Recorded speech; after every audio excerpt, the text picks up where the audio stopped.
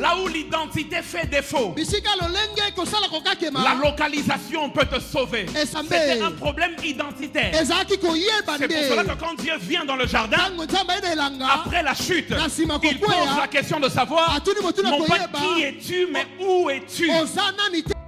Il n'y a pas forcément besoin qu'il y ait une table. Jésus ne dresse pas de table. Cette femme, elle prépare elle-même une table. Je sais aucun on en a vu. Et les petits chiens sous la table. Mange des miettes. Je l'habille. Oh, femme! Oh, moi si. Mais un mystique. Ce je l'avais quinoa.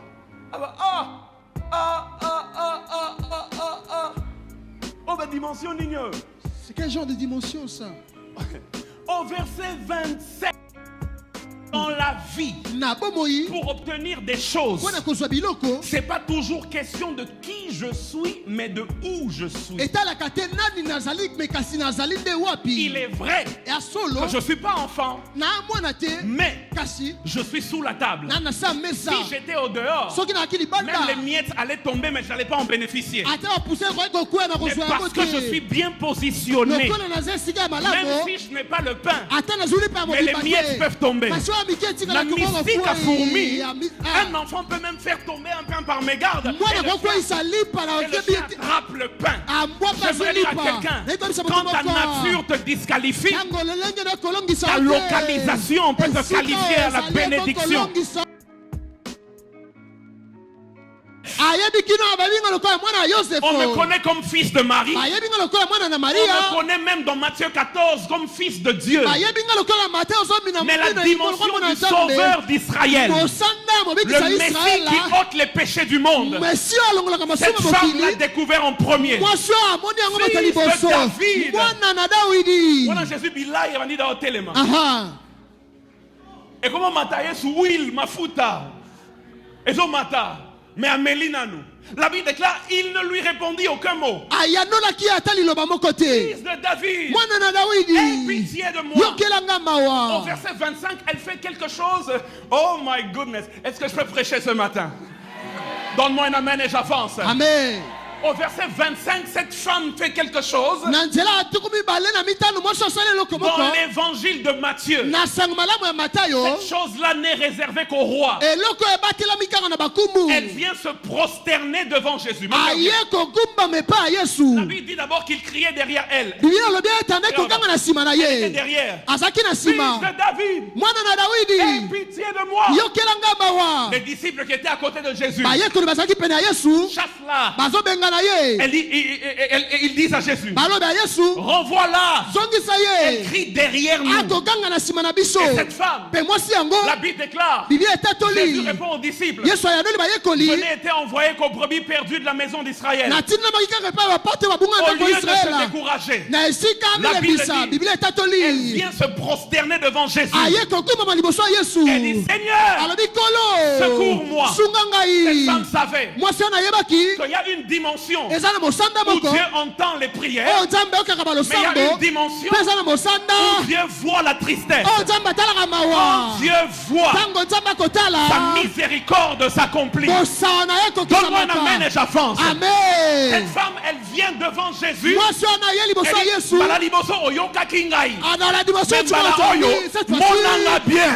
J'aimerais dire à quelqu'un ce matin, Dieu est sur le point de te voir dans ta détresse.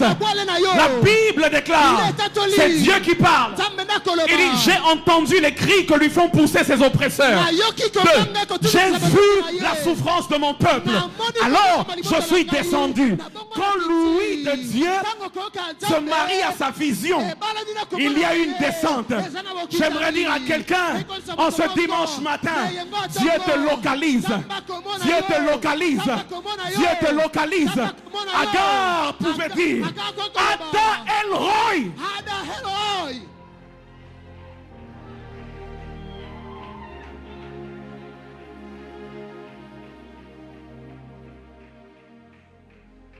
Cette femme, elle fait quelque chose. Je disais qu'il n'était réservé qu'au roi. Dans l'évangile de Matthieu, la prosternation veut dire reconnaissance de la royauté de celui devant qui on se prosterne. Matthieu est formel. On ne se prosterne que devant un roi. Matthieu chapitre 2, verset 2, verset 8 et verset 11. Les mages disent, où est le roi des Juifs? Au verset 8 et au verset 11, la Bible déclare, ils se prosternèrent. On se prosterne devant le roi. Jésus lui-même dans Matthieu donne la parabole de l'esclave impitoyable ou encore de l'esclave non repentant.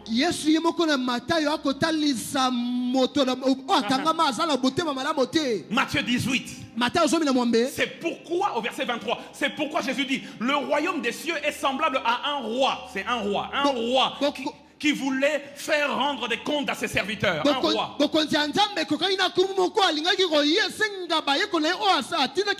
Verset 26. Le serviteur se jetant à terre se prosterna devant lui, donc devant le roi. On ne se prosterne que devant un roi, dans Matthieu.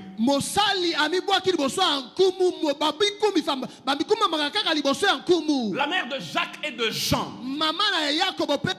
Alors la mère des fils de Zébédée s'approcha de Jésus et se prosterna pour lui faire une demande. Et elle dit ceci. Ordonne que dans ton royaume. Donc elle reconnaît que Jésus est roi. Que l'un soit à ta droite, l'autre soit à ta gauche. Mais j'aime le verset 27. Au verset 22, fils de David. Au verset 25, elle se prosterne. Donc elle reconnaît qu'il est roi. Même au verset 27,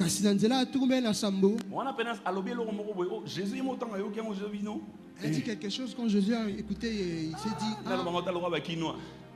Seigneur Jésus, Smith et Mathieu. Smith, Will Smith. Donc, Will et Mathieu. Mafuta. C'est déjà la Bible. Oh, femme! Oh, moi si. Mais un mystique. Soit je l'avais quinoa.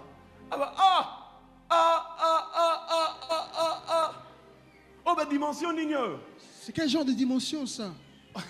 Au verset 27. Le verset 27 nous révèle deux puissantes pensées qui animaient cette femme et qui ont fait bouger les entrailles du Christ. C'est Marc qui les traduit mieux. Marc 7, 28, il est écrit. Oui, Seigneur, répondit-elle. Mais les petits chiens sous la table mangent les miettes des enfants. Jésus dit, il n'est pas bon de prendre le pain des enfants et de le donner aux chiens. Jésus n'a jamais dit que les enfants sont sur la table. Jésus a seulement dit, il n'est pas bon de prendre le pain des enfants et de le donner aux chiens.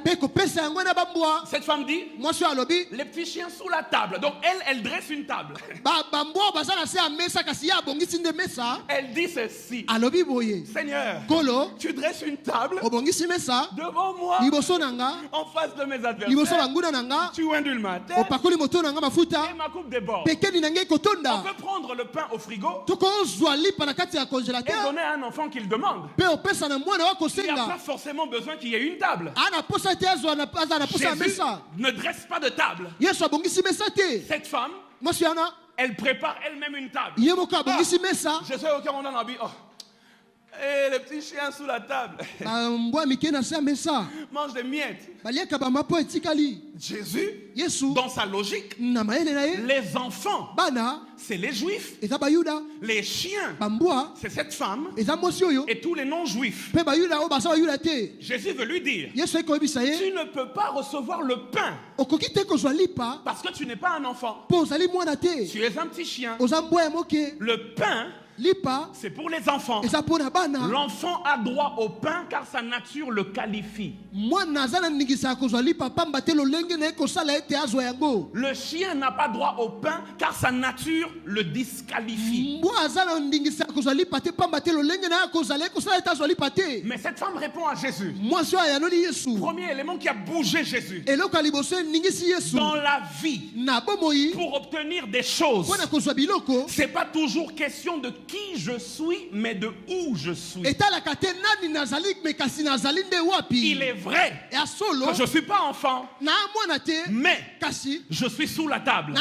Si j'étais au dehors, même les miettes allaient tomber, mais je n'allais pas en bénéficier. Mais parce que je suis bien positionné, même si je n'ai pas le pain, mais les miettes peuvent tomber. La mystique a fourmi. Un enfant peut même faire tomber un pain par mégarde. Et le chien attrape le pain. Je veux dire à quelqu'un, quand ta nature te disqualifie, ta localisation peut te qualifier à la bénédiction. J'aimerais dire à quelqu'un, là où la nature te disqualifie, ta position peut te qualifier. Ce ne sont pas les chiens du dehors qui mangent les miettes, mais les chiens sous la table. Cette femme n'avait pas l'identité d'enfant, elle avait la bonne localisation. Là où l'identité fait défaut, la localisation peut te sauver. Le premier péché de l'humanité, c'était un péché de crise d'identité. Satan vient, il dit à la femme, si vous mangez, vous serez comme lui, comme Dieu. Et pourtant, ils avaient déjà été créés à l'image de Dieu.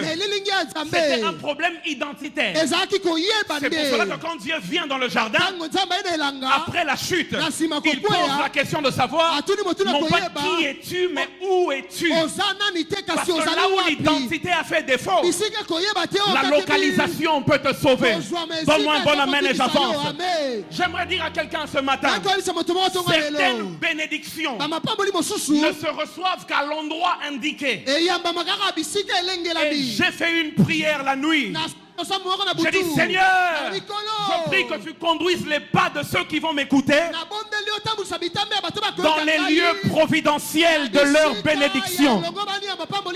Parfois, ce n'est pas question de qui tu es, mais de où tu es. Quand tu es à côté de celui qui est béni, tu seras aussi affecté par la bénédiction.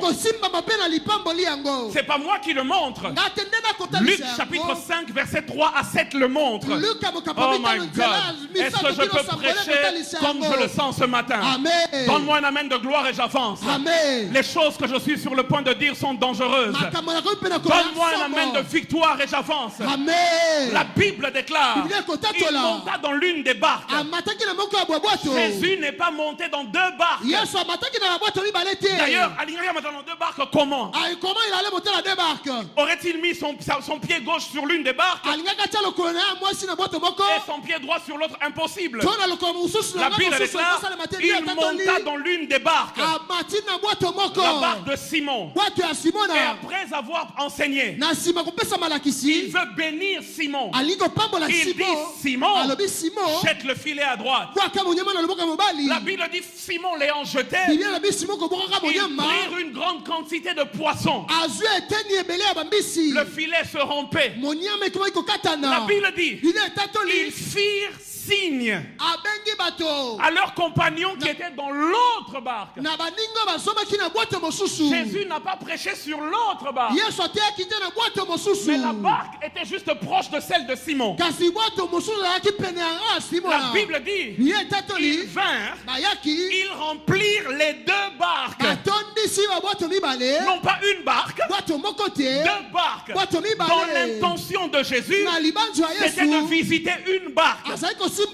Mais parce que l'autre barque était bien localisée, la bénédiction de l'une a affecté aussi l'autre. Les deux barques ont été remplies. Que Dieu te conduise dans les lieux providentiels.